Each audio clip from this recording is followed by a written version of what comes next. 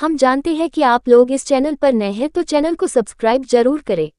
एक तोते की वजह से सीता को श्री राम से रहना पड़ा था अलग। पढ़े रामायण की अनोखी कहानी। रामायण में श्री राम और सीता के वियोग की कहानी सभी जानते हैं। वनवास से लौटने के बाद एक धोबी के कहने पर सीता को राम से अलग रहना पड़ा था। क्या आपको पता है कि ये सब एक तोते की वजह से हुआ था, जिसने सीता को अपने पति का वियोग झेलने का श्राप दिया था।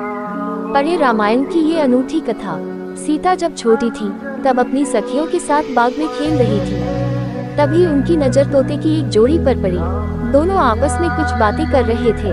सीता जाकर उनकी बातें चुपके से सुनने लगी। तोते की जोड़ी कह रही थी कि भविष्य में राम नाम का एक प्रतापी राजा होगा, जिसका विवाह सुंदर राजकुमारी सीता से होगा।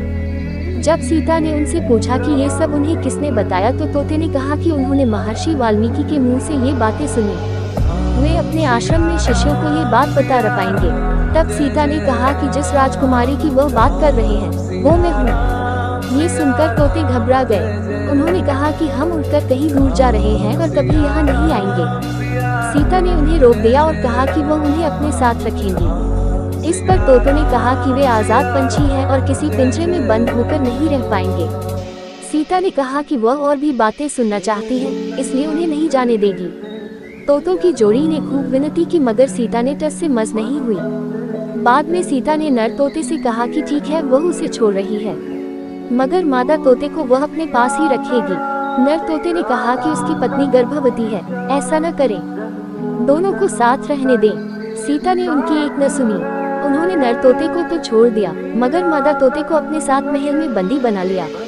नर तोता अपने साथी का वियोग सह नहीं सका।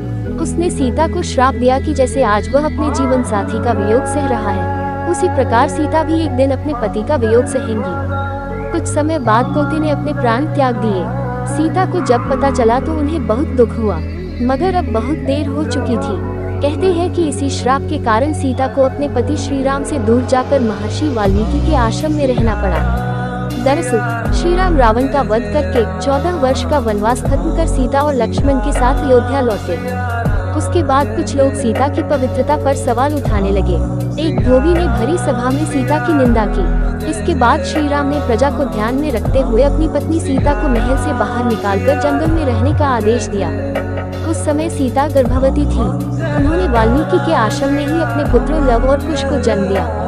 कहते हैं कि जिस धोबी के कहने पर श्री राम को अपनी पत्नी को छोड़ना पड़ा, वो पिछले जन्म में वही तोता था जिसने सीता को श्राप दिया था।